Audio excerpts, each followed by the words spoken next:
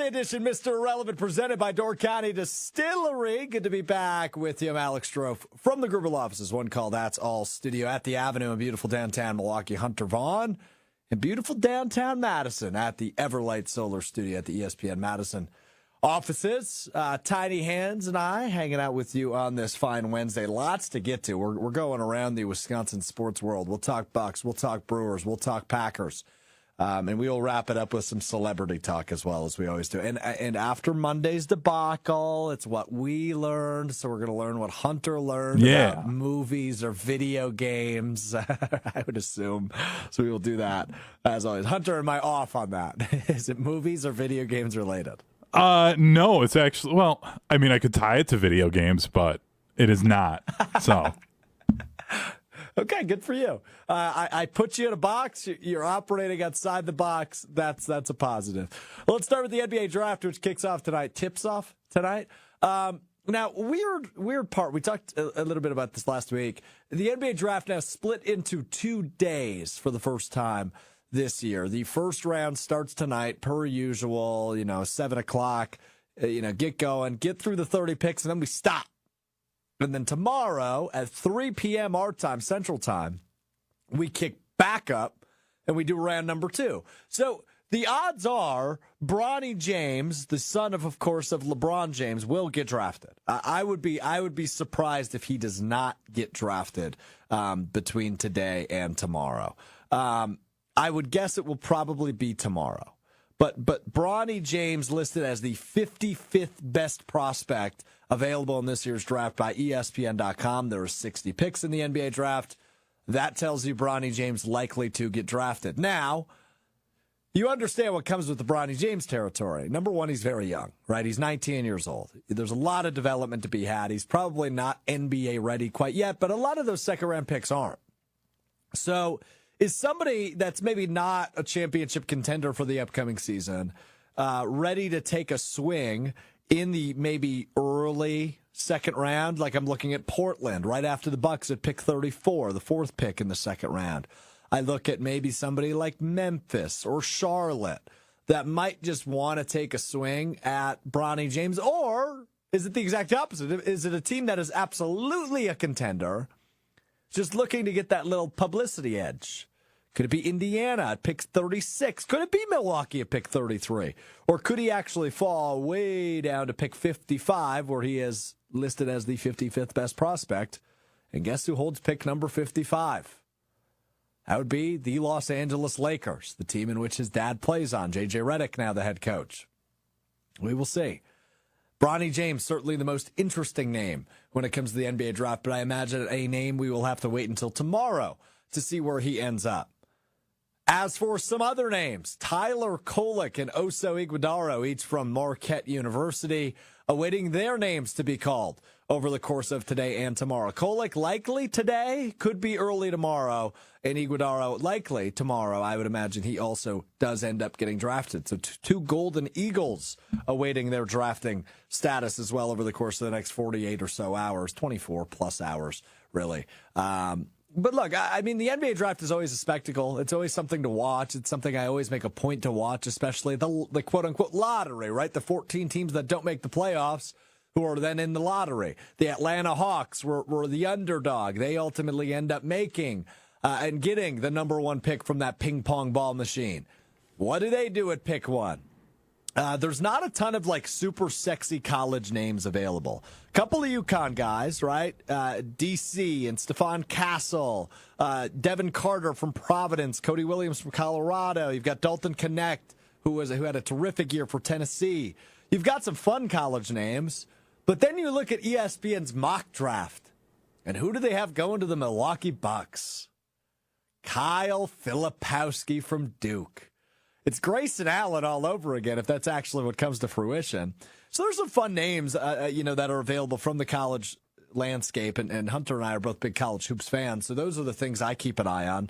Right, Dalton Knecht is a guy who I think can really make an impact at the next level. He'll be a lottery pick, but where does he go? The situation obviously dictates how good you can be. That's the case in the NFL. That's the case in the NBA. But the weird part about the NBA is you've got playoff teams still in the lottery due to trades. How about the Oklahoma City Thunder, who just had a really nice season? They've got pick number 12. Could that be a spot for Dalton Connect? That's something to keep an eye on. Hunter, go ahead. I know you've got thoughts on the NBA draft. Well, my first one's a question for you. If you claim to be a quote-unquote NBA guy, shouldn't you be all fired up about this? You said that you really only try to watch the first 14 picks. I feel like a real NBA guy would actually be trying to watch all of this and would be super locked in on everything. Hold on a minute.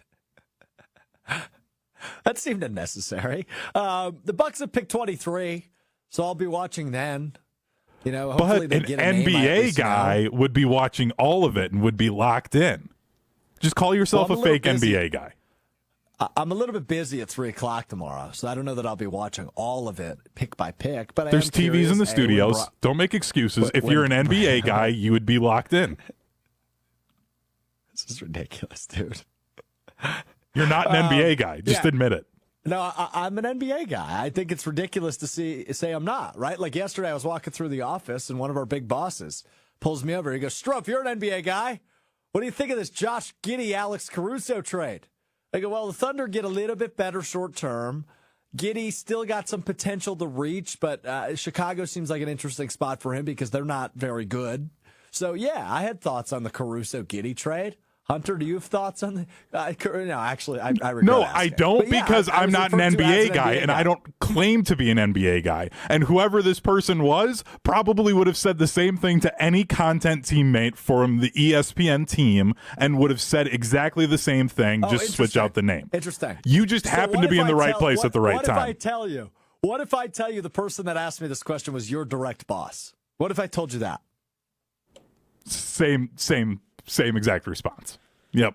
Okay. I think it was just you were the right place at the right time. Okay. All right. Fair enough. I don't. I think I'm well respected as an NBA analyst and an NBA insider locally. I think people come to me for my NBA takes. Speaking of my NBA takes, the NBA draft ain't going to make or break the Bucks offseason. I don't know if this is breaking news by any means, but this is so low on the totem pole of what actually affects the Bucks offseason. Right? Like you anticipate having your core three, Chris Middleton, Giannis Antetokounmpo, and Dame Lillard back for the Bucks. Outside of that, though, what does this team look like? And I don't think the NBA draft necessarily dictates what the future of the Bucks looks like at all, right? Like Andre Jackson Jr. not going to be a starter, but could he be a real role player for this team next year? Sure, excuse me. But what could, in addition of a younger, more athletic wing player bring, or some guard depth, right? Like those are the things that with free agency approaching this upcoming weekend, what will the Bucks do to take that next step? Because they clearly don't have enough right now. Like their core three, if they're healthy, that is a championship recipe. But as you've seen over the course of the last 6 years with multiple different champions, you need depth. The Bucks didn't have that, right? I mean, it was clearly an arms race in terms of who had the better depth in that round one series between the Bucks and the Indiana Pacers. You need to go out and get somebody. And I don't necessarily have names, right? Like I need to see who the Bucks can take up, right? Like I don't need a massive splash, but I need depth. I need your 7th and 8th guys to be improved. I imagine they need to upgrade at center. I don't think Brook Lopez will be back next year for the Bucks. So you need a center. But again, that's not a huge implication when you have 3 really good scoring options. So these don't need to be the sexiest signings. They just need to be healthy, young, and more athletic than what you had a year ago. Because when you saw Dame and Giannis go down in that playoff series, it was brutal.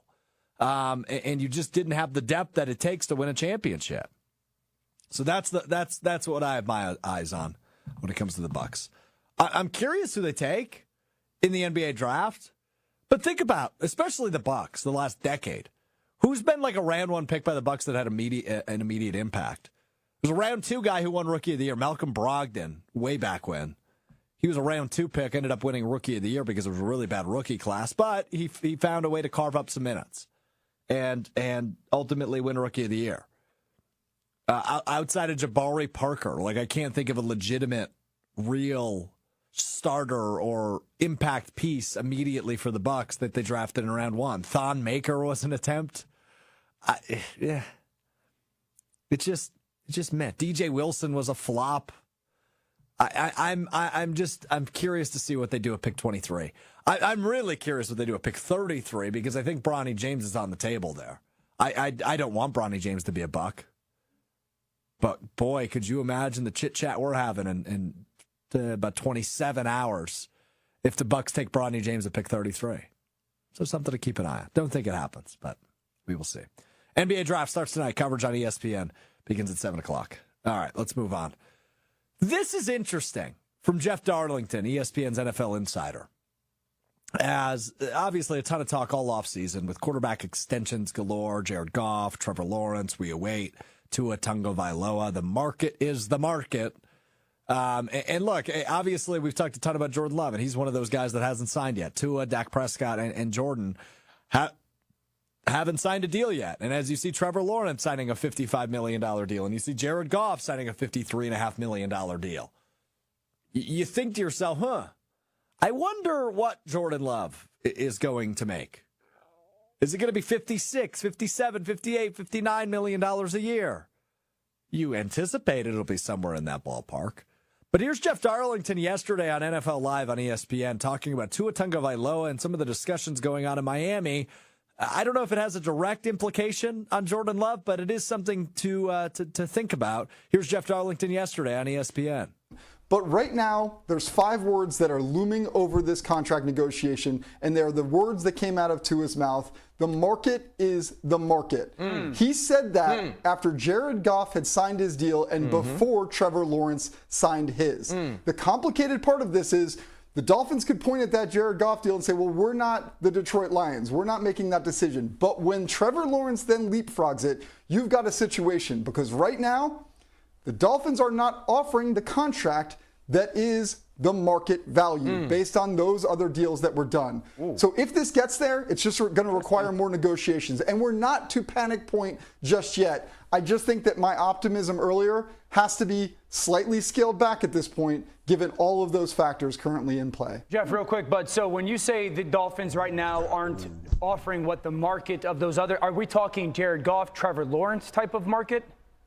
Yes, that is the market. I don't want to get too far into the nuance of numbers because, quite frankly, I don't know them. But based on my conversations, they are not in the Jared Goff and Trevor Lawrence ballpark. And that, to me, speaks volumes about where the negotiations are right now. Again, though, keyword, negotiations. We all know. We've all been through them. We know that it can change in a minute. We know that it can change in a minute, but at that minute, Tua's not talking $55 million price points. Tua's not talking, hey, I deserve that Trevor Lawrence money. Tua's not there. So when you hear this about another quarterback that is going to dictate how much Jordan Love makes, if I'm the Packers, I'm thinking, okay, let's wait this thing out. Let's take a back seat for a minute. Let's see what Tua gets done at. And Tua might not get done by July 22nd, which is the deadline that Brian Gutekunst informally set for Jordan Love and his contract extension. But when you hear that, you think, okay, what if Tua signs for like $44 million a year? Can you use that as a leverage point against Jordan Love and his camp? So if I'm Love, I'm almost wanting to get this deal done sooner rather than later because the kind of unofficial timeline that I've set, and take that for what it's worth, but I've said somewhere between, I imagine, July 10th and July 22nd. We've said that for weeks. July 10th and July 22nd. Jordan Love has a football camp in Wisconsin. I believe it's July 16th. And rookies and quarterbacks report 2 days later. Training camp starts July 22nd. So I would imagine if he's technically making a public appearance with his football camp, that deal's probably going to be done. So I would guess somewhere between July 10th and July 22nd is probably the deadline. I've said that for a few weeks now. But I don't know. When I hear this, I don't think it affects Jordan Love. I think this is a Tua thing. Because if you're saying, hey, would I rather have Jordan Love or Tua Tagovailoa right now, the answer's far and away Jordan Love. if you plug Jordan Love into the Miami Dolphins offense, think about how many games the Dolphins are winning. Think about how high-powered that offense is. Think about how many points per game they're scoring. And I know they scored a ton last year with Tua running the show. But I think it takes a full step forward. You put a guy like Jordan Love in that offense. So Jordan Love is and will be a $55+ million man. I just wonder what happens with Tua. But the moral of the story here is no news around Jordan Love, like this Tua news, is good news. No news is good news. And for Jordan Love's sake, I think Jordan Love will be the highest paid quarterback in football, assuming Dak doesn't sign a deal as well with the Dallas Cowboys, an extension there. But no news is good news after hearing that Tua and Miami are very far apart, clearly. Because if Tua's saying the market is the market, he's expecting a $55.5 million payday. But Miami's like, hey, you're not Jared Goff. You're not going to championship games. You didn't bring your team to a Super Bowl a few years ago. You're not Trevor Lawrence. You're not winning playoff games like him, which he did a few years ago.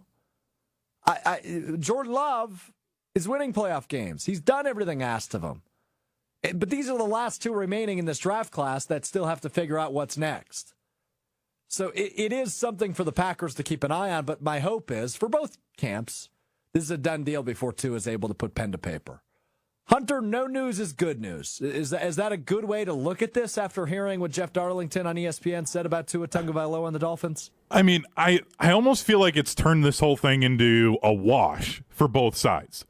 Because, like, if Tua caves on this and he signs at the $45 million number that Patrick Mahomes is at and Kyler Murray's sitting at, like, that's just great for Jordan Love because obviously he's going to get more for that.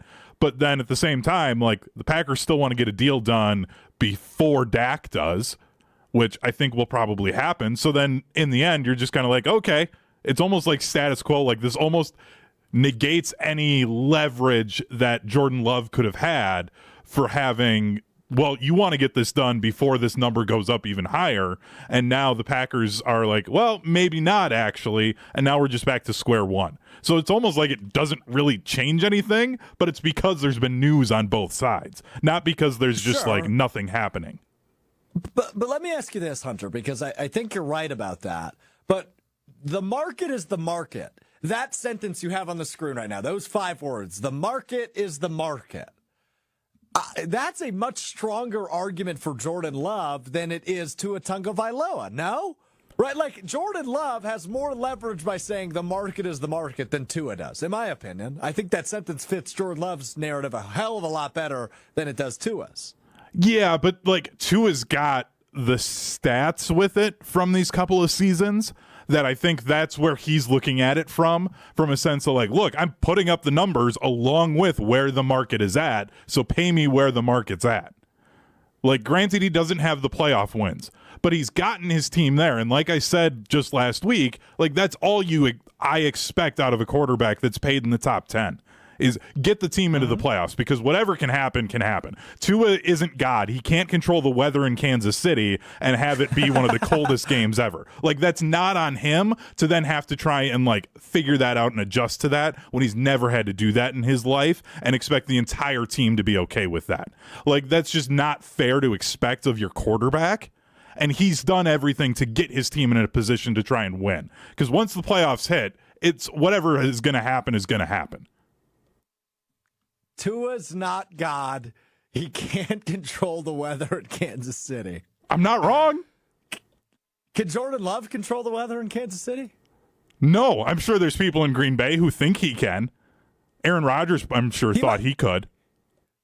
Yeah, that's a good point. Rodgers probably thinks he can. But Jordan Love, maybe he can control the weather in AT&T Stadium in Dallas. Just about every other quarterback can except for Dak, so. It's a fair point. That's a fair point. All right, I want to do an exercise coming up next. I want to take a look at, I want to define more so the Jordan Love line, right? I want to make a rule here.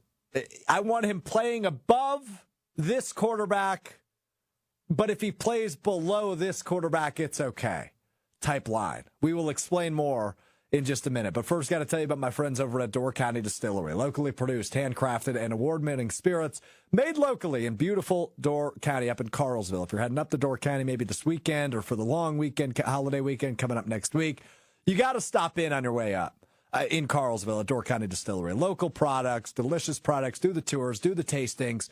They are phenomenal. Everything they do it better. And remember, they're local. They're a Wisconsin company. They are so badass and wonderful. Award-winning spirits. Everything they do is like nationally renowned as well. That classic green bottle of gin. Their single malt whiskey has won like 27 gold medals. It's insane, and it's super tasty. I'm a big whiskey fan, and I love their single malt. Also really like the bourbon they make as well, right on site there in Door County. Tons of other products as well. They've got cherry brandy and cherry vodka made with local Door County cherries. It's really, really cool what they do up there, and they're available statewide. DoorCountyDistillery.com is the website to find the retailer nearest you. It's affordable, it's local, it's delicious. Elevate your tailgate, elevate your parties. Obviously, grad parties still going on, family parties, 4th of July parties coming up. Elevate it with Door County Distillery, and you can also check out the QR code right now on the screen as well as on their website, DoorCountyDistillery.com. A huge list of unique cocktail recipes. We take a 60-second timeout when we come back. We establish the Jordan Love line. That's next. It's Mr. Relevant. I'm Alex Strouf. Back at Door County Distillery in Carlsville, Wisconsin, with my friend Beth from Door County Distillery. We're mixing up the peach gin and juice today. That sounds like Snoop Dogg would love it. Talk to me, Beth. What are we mixing? So we're using our gin, our flagship gin today. It's gin, lemonade, a little grenadine, and then our peach wine. So you remember the Carlsville sour we did last year? I do, very well, yeah. Same concept. It's just the gradient's gonna be in reverse. So we're gonna start with 1.5 ounces of our gin. The classic green bottle. We're gonna do 1 ounce of grenadine, 2 ounces of our lemonade. We're gonna stir that with our bar spoon. Got it, before we add the wine. And then we're gonna use the back of our bar spoon to float the peach wine on top. And there we go. Looks like summer to me, Beth. Cheers. Cheers. The peach gin and juice from Door County Distillery with my friend Beth. Check out their website with a huge list of unique cocktail recipes at DoorCountyDistillery.com. That's DoorCountyDistillery.com. Yeah, DoorCountyDistillery.com. All right, this is an exercise that I have not fully fleshed out, but I do think it is ultimately going to get us to a good spot in how we evaluate and understand the expectations for Jordan Love coming up in 2024. Because, look, I understand what Jordan Love did at the end of last season. It was better than everybody else. He had the best second half of the season of any quarterback in the NFL. And then he goes on the road in his first playoff game and absolutely lights the world on fire. And by the world, I mean Hunter's favorite team, the Dallas Cowboys. And then the following week, they go to San Francisco. And outside of that really bad final throw, which was Favre-esque, he played a fine game. It was good enough to win up until that point. So we understand this guy is capable of winning the big games. In the national spotlight, by the way, last year, outside of that Monday Night Football blunder late in the season against the Giants, and after some of those other national games earlier in the year, Love was on fire. Think about Thanksgiving against the Lions, Sunday Night Football against the Chiefs, and the national game in Week 18 against the Bears. Like, he was awesome in the national spotlight at the end of the year. And well, obviously, hopefully that continues, and we hope that continues. But we don't know exactly what Jordan Love is yet. I don't feel comfortable saying, yeah, he's a top 3 quarterback in the NFL yet. I think I'm comfortable saying he's in the top dozen and probably even in the top 8 or 9.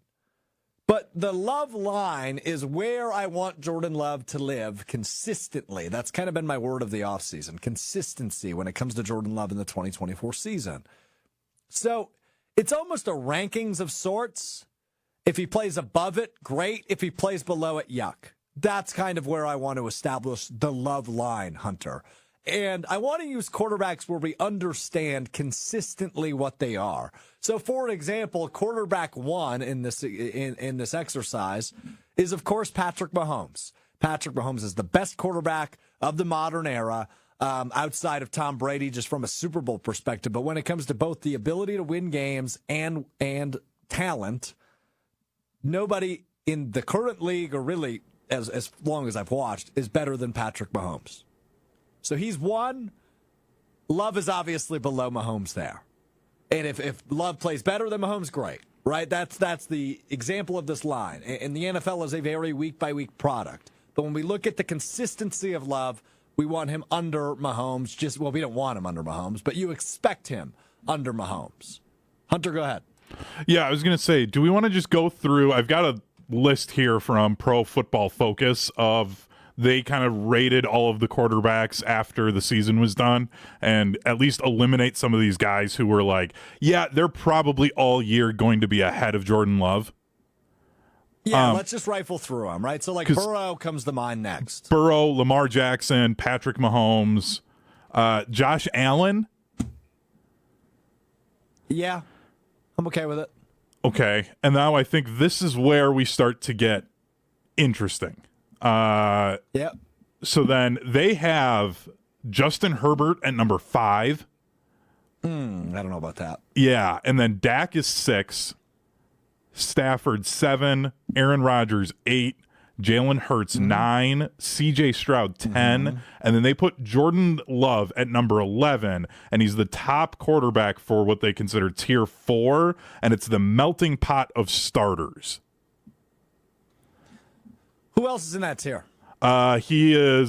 We've got Trevor Lawrence, Brock Purdy, Tua, as well as Kirk Cousins, Jared Goff, Kyler Murray, Geno Smith. Goff is in there. And then rounding out that group of tier 4 is Caleb Williams. I've always been referred to as kind of a Kyler Murray doubter. And Caleb Williams, get the hell out of here with that nonsense.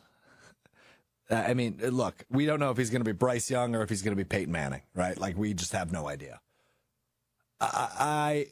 So some of the names on that list would be kind of my definitive, hey, he has to be better than them. Herbert is an interesting name. I think most of the list. Herbert is an interesting name to me, who I know is above him. Lawrence is obviously interesting. You assume there's going to be a bounce-back year of sorts for him. Stroud, you and I talked off the air, but we've said it on the air as well. It was like, those are two guys that I think are going to be tied together for a long time because they each had their coming out year the same year. Last year, obviously, it was the rookie year for Stroud. It was the first full year as a starter for Love. So they're tied together in one way or another. I want him to definitively be better than Jared Goff. Goff had a really good year last year. But if he's worse than Goff, I'm not panicking. So I'm not ready to set the line there. And again, if you want to look at the financial side of things, Goff is a $53.5 million quarterback. Rightfully so. So I don't know that I'm panicking. So where we define the line isn't necessarily where we rank Jordan Love. It's, hey, where do you get into, hey, this isn't good enough territory? Right, we're not ranking the quarterbacks. We're pretty much just dividing, hey, this is the bad area to live in, this is the good area to live in. I don't think Trevor Lawrence is the line. I think Lawrence is probably above good the enough? line. Oh, you think Lawrence is probably above the line. Oh, okay. Interesting. Herbert's above the line. Yeah. Mahomes, Allen, Burrow, they're all Jackson, they're above the line. What about Brock Purdy? Brock Purdy. So statistically, I want Love to be better than Purdy because I think he's capable of more. But statistics don't equal wins either, right? Wins is not a quarterback stat. So I could use that against Purdy. Yeah, I want Love to be better than Purdy. But Purdy's probably going to be quarterbacking a 14-win team or a 13-win team this year. So would it bother me if Love statistically was a little bit below Purdy? Probably not. I think Purdy's probably underrated, if we use the word correctly. Like, he's probably not given enough credit for the 49ers' success. A name that comes to mind, Hunter, is Deshaun Watson. If he's healthy for a full 18 or 17 games, 18 weeks, you want Jordan Love out playing Deshaun Watson, at least this version of Deshaun Watson. I don't know that you expect him to outplay 2018 Deshaun Watson. But 2024 Deshaun Watson, I would be nervous if Love is comparable to him. Now, Pro Football Focus, I know we're not ranking the quarterbacks, but I've found this ranking and tier system just fascinating now. They have Deshaun Watson in their tier 5 which is can single-handedly win and lose games. And then they have him rated as the number 23 quarterback in the NFL with his cumulative passing grade at 58.7, which is bad for a quarterback. I guess I don't know how is the ranking 1 to 100? Well, I think the best you can be is a 100. But then that passing grade over the past 2 years ranks him 53rd among qualifying passers. So I don't know if I just don't think Deshaun Watson's it anymore. I know that sucks for any Cleveland fans, but he's not it. Like, I really think that the line is sitting at a Trevor Lawrence to Tua area, which is, again, like I've been saying, top third of the league. Like, if you finish up statistically every year for Jordan Love and he is top third of the NFL in passing numbers, like, I think you've hit and you're good. Anything below that, you're okay, this is bad. Let's establish the two names, essentially, right? So the Love line, if you're in this, it's almost like selecting team captains. I guess for the line above him, it would be the worst quarterback or the least consistent quarterback or the least impressive quarterback above the line, and then the best quarterback below the line. I would say the best quarterback below the line should be Tua. I tend to agree with that.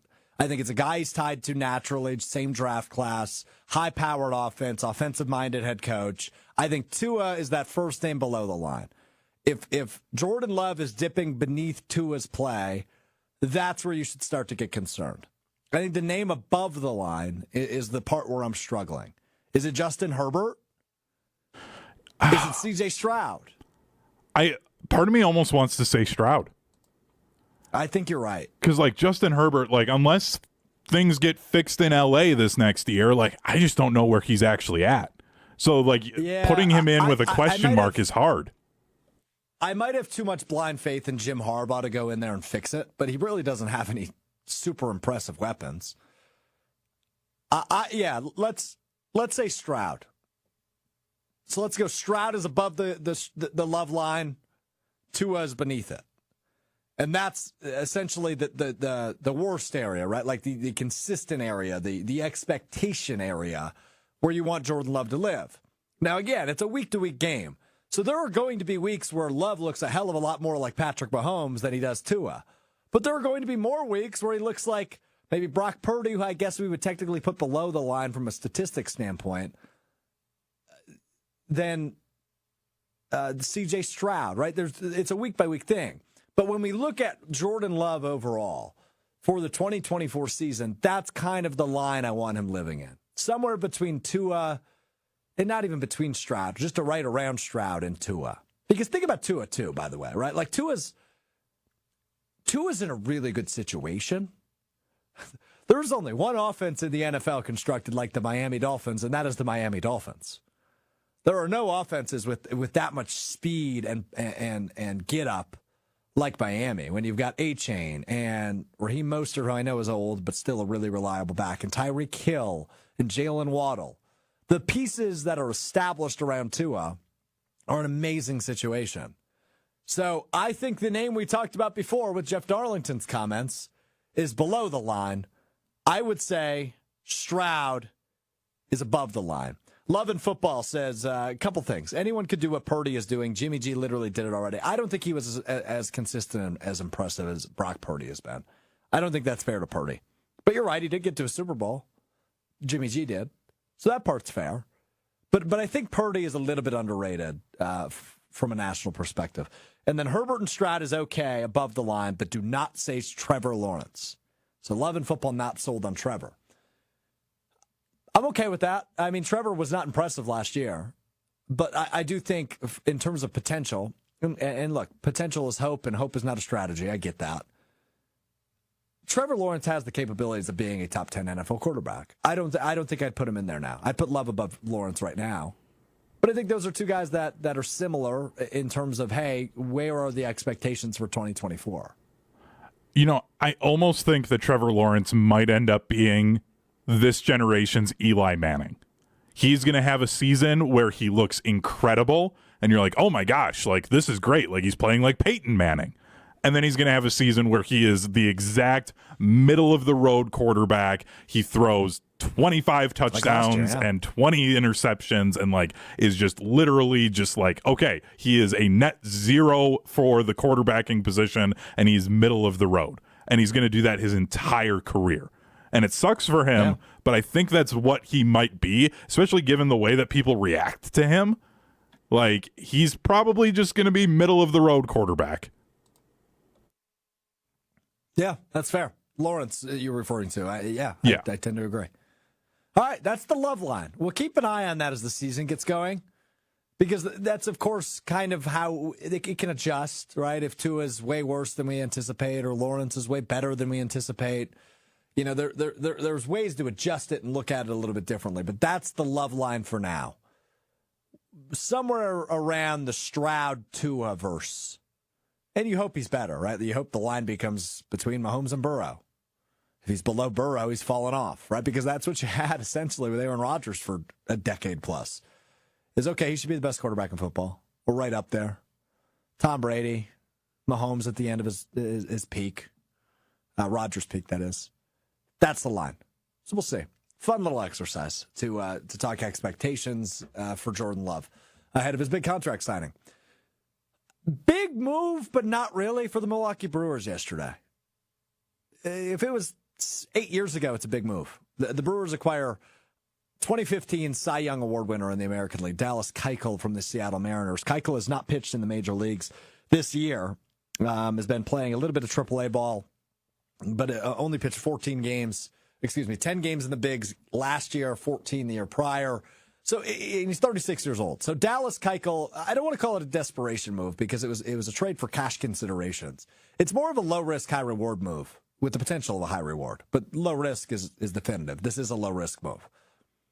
Pat Murphy has become a beloved MLB manager already in his first season as the manager of the Milwaukee Brewers. He is absolutely beloved.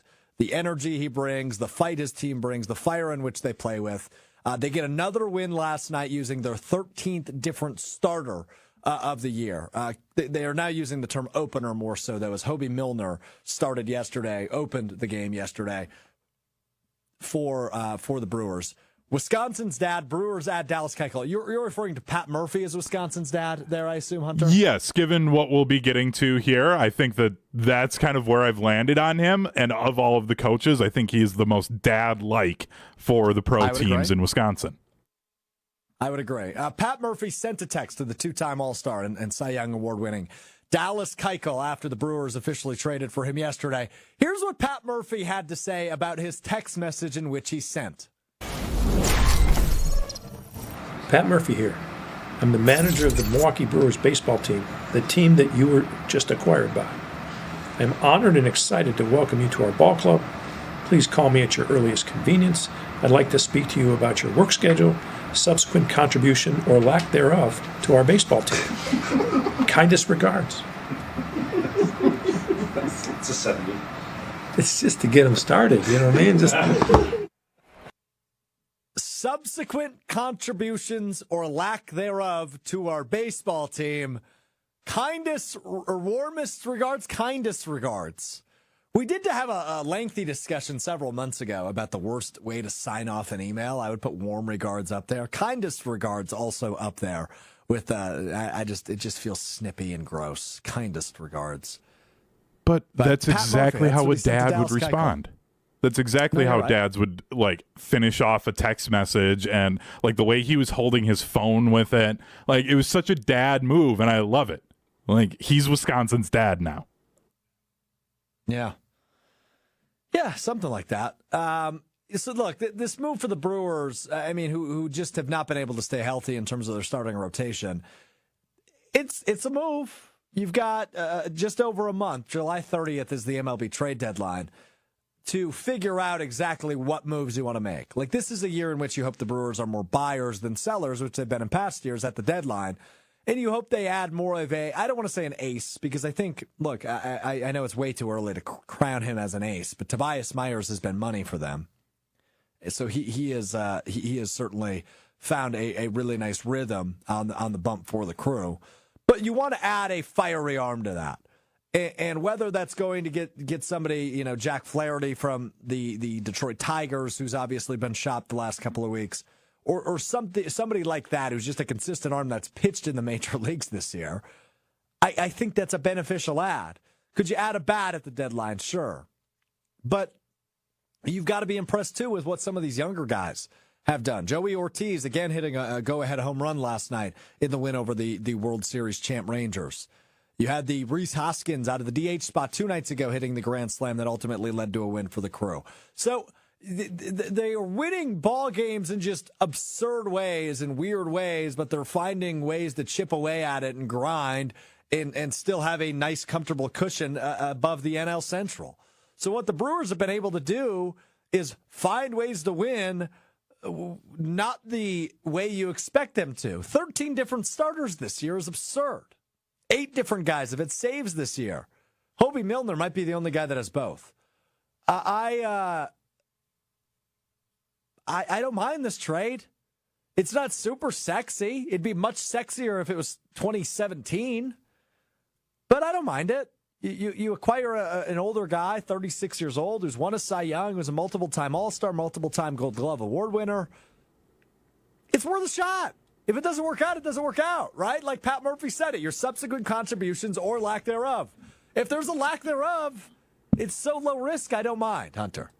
I think the lack thereof line is Pat Murphy maybe signaling a little bit that we've got something else coming. We need a stopgap, so maybe you don't even actually see the field for us.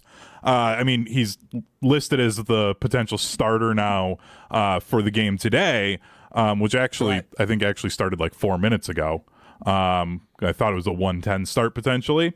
But like, I think that's really what this is like, okay, maybe we can get a couple of starts out of him before we actually bring somebody else in here to figure out a way to keep this bullpen from having to get used as much.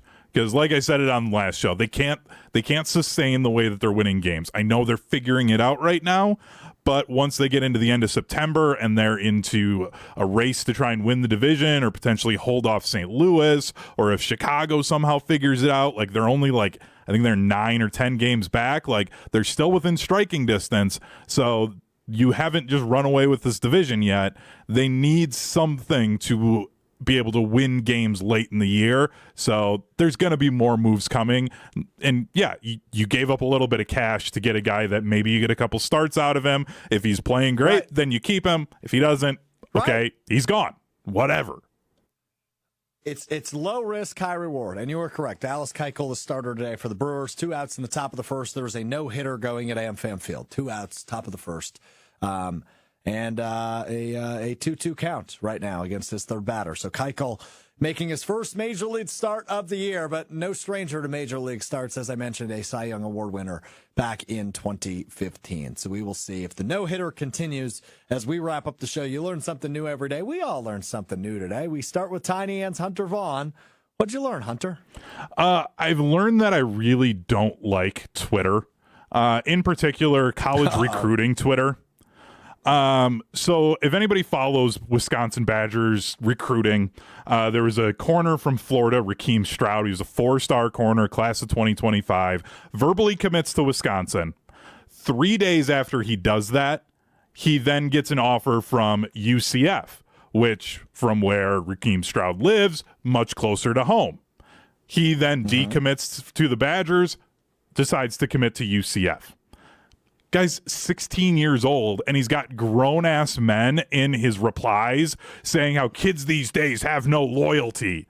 Like, Daryl, if you get a new job offer and they're going to pay you more money and it's a better work-life balance, you're going to take the job. So you're going to get into a 16-year-old's DMs and tell him how he has no loyalty. Like, correct. Stop it. Yep. He's a kid. Of course he's going to change his mind. He will probably commit to 3 other schools before he actually signs his letter of intent. But no, we have to bully teenagers into coming to my favorite college football team. Like, I love college football, but at the same time, it's crap like this that I just hate it. It's gross and it's toxic and it's stupid. You're a grown man and you're tweeting at a teenager to come to your favorite school. Like, grow up. Well said. Yeah, it's well said. I like that. Yeah, I like that. But yeah, it's a cesspool. We've always referred to it as a cesspool. It's Twitter for you. It's what you get. I know. People are going to be pissed off. For I no just reason, want more from society. I want more from people. Yeah, and I like your optimism and your hope and your gratitude, but we'll see if that actually happens. What I learned is about celebrities. I'm going to do exactly what you don't want me to do, but she's much older than that. Jennifer Lopez, we're all familiar. Yeah. Singer, actress. Currently going through, allegedly, according to TMZ, some marital woes with Ben Affleck, second time around. Jennifer Lopez flew commercial yesterday. Like, not first class, commercial. She's Jennifer Lopez. That seems problematic to me. There's got to be something going on. So I just hope everything's okay with Jennifer Lopez. Flying commercial to Paris yesterday. There's a Jenny from the Block joke to be made. But I was surprised to learn this. If I had Jennifer Lopez money, I don't think I'm flying commercial. But hey, more power to her. I'm 6'3", man. Like, I can't really, I've never flown first class. I feel like I could really enjoy the leg room, though, because I always feel very squished on a plane. So power to Jennifer Lopez for flying commercial all the way to Paris. That's a heck of a job by her. That's what I learned in TMZ today while I was reading the tabloids today, Hunter. So you're proud of her for being a normal person by flying the way that everyone else has to fly. You're proud of that. Yeah. Like, that's how low your Correct. bar is for, like, being proud of somebody. Like, you should be proud of me every single day. For Jennifer Lopez, yeah. Okay, Yeah, great. That's how low the bar is. She's an adult. Like, that's just, I don't know. That's kind of weak. Okay. Well, I'm proud of her. Jenny from the Block. Just to chip off the old block is Jennifer Lopez. All right, that does it for us today. The no-hitter continues at AmFam Field as Dallas Keuchel, 2 strikeouts, no hits, no walks. Actually, perfect game, in the first inning. Threw 15 pitches, 11 of them strikes. Man still got it. We'll continue the no-hit watch, assuming it continues for the next 40 minutes. On Kyle Brust-Nortman, beginning at 2 o'clock on ESPN Wisconsin with Kyle Wallace. Ben Brust, Brad Nortman, and myself. We're with you from 2 to 5 on ESPN Milwaukee, 2 to 4 on ESPN Madison. As for this program, we're back with you on Friday from Summerfest, beginning at 12:30 on the ESPN Madison, ESPN Milwaukee YouTube streams, the ESPN Madison Facebook page, and available wherever you get your podcasts, Apple Podcasts, Spotify, and all the in-betweens. Of course, brought to you by Door County Distillery, locally produced and handcrafted, award-winning spirits of the best, DoorCountyDistillery.com. Thanks to Hunter. Thanks to Tiny Hands for running the show. We're back with you on Friday. We'll talk to you then. Have a great couple of days. Enjoy the NBA draft. We'll unpack it all on Friday. I'm Alex Strouf. Peace.